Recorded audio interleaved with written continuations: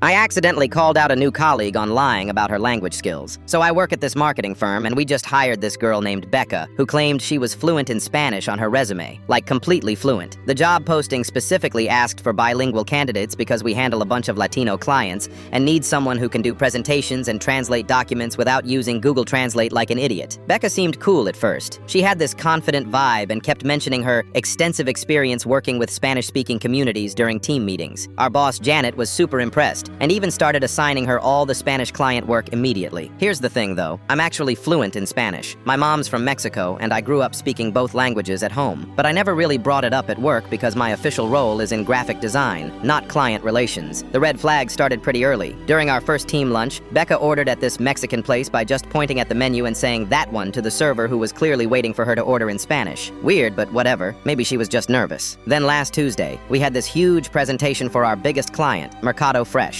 Becca was supposed to present their new campaign strategy entirely in Spanish. I was just there to show the visual mock-ups. The presentation started and Becca began speaking what I can only describe as the worst Spanish I've ever heard in my professional life. She was using basic phrases from like first-year high school Spanish class, mispronouncing everything, and literally saying things like, "The marketing muy bueno for your business sales aumentar." I'm sitting there watching our client's face just completely change. The CEO of Mercado Fresh, Mr. Rodriguez, looked confused and honestly kind of offended.